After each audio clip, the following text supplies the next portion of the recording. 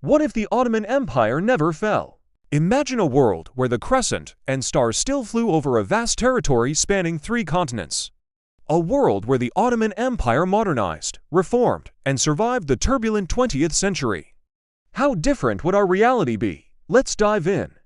The survival of the Ottoman Empire means the Treaty of Sevres, which carved up its lands, never happens. The Allied partition of the Middle East is erased from history.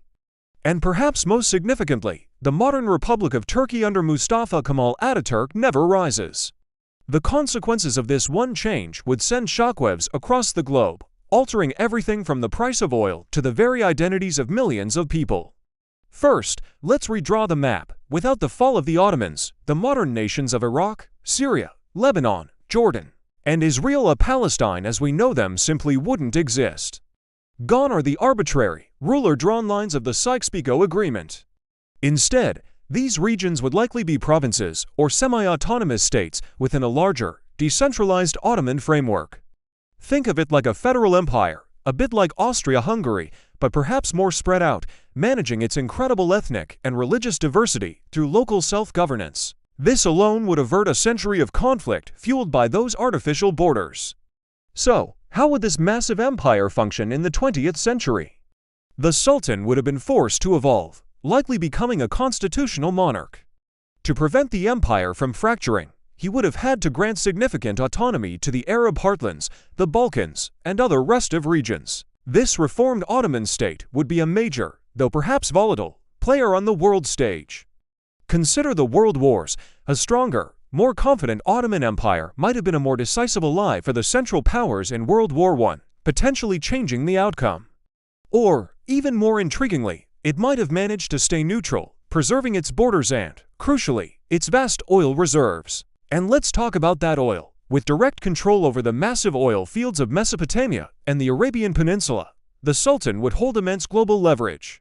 Western powers like Britain, France, and the United States would have to negotiate directly with Istanbul for oil concessions, not install friendly puppet rulers.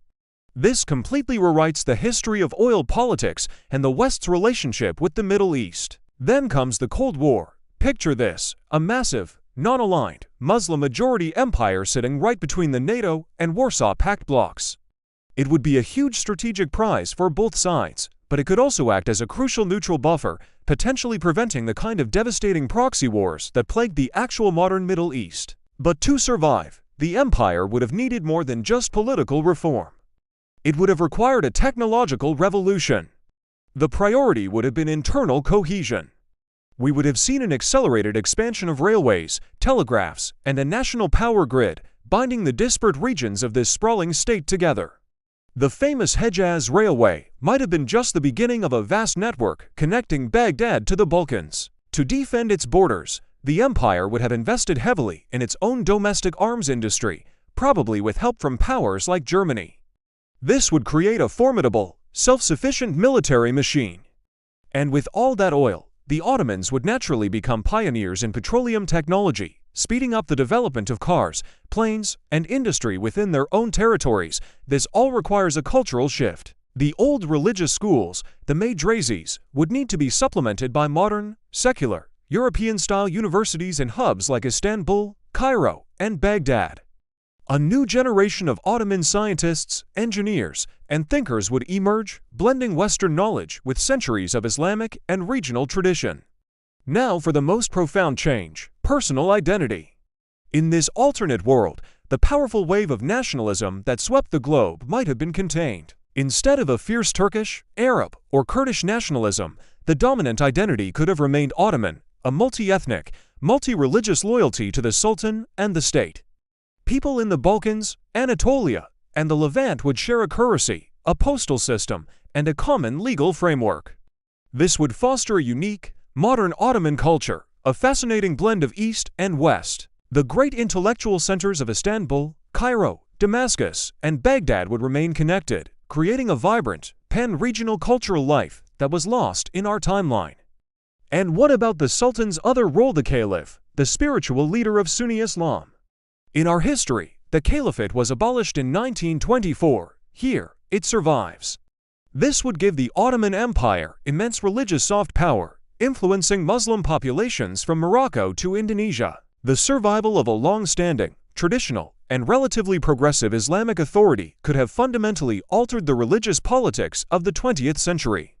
It might have also provided a powerful counter-narrative to the extremist ideologies that took root in the power vacuum left by the empire's collapse. With a centralized, established caliphate, the foundations for groups like Al-Qaeda and ISIS might be significantly weaker, as they would have a legitimate and powerful religious authority to challenge them. This brings us to some of the biggest what-ifs. The Israel-Palestine conflict, as we know it, is a direct result of the British Mandate. Without the empire's fall, the land would remain an Ottoman province. Jewish immigration, driven by Zionism, would still happen, but the context would be entirely different. The conflict might have been a local administrative issue for the imperial government to manage, perhaps a struggle for autonomy within the Ottoman system, rather than an international crisis that has defined the region for decades. Could this have been a more stable world? It's possible. No Sykes-Picot, a less acute Arab-Israeli conflict, a different Cold War, and a vast, federated state dominating the crossroads of civilization. But the big question remains, could any empire, no matter how reformed, truly have withstood the powerful tide of 20th century nationalism? Would the vast oil wealth have been the glue that held it together, or the fuel that ultimately blew it apart from the inside? We're left with a fascinating alternate history, a glimpse of a world where one of history's greatest empires learned to bend instead of break. What do you think? Would a surviving Ottoman Empire have been a beacon of multicultural stability or a ticking time bomb waiting to explode?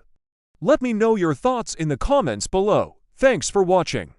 If you enjoy exploring these deep dive alternate histories, make sure to like this video, subscribe to the channel, and ring that bell so you never miss an episode. And share this with a history buff friend who loves a good what if. See you next time.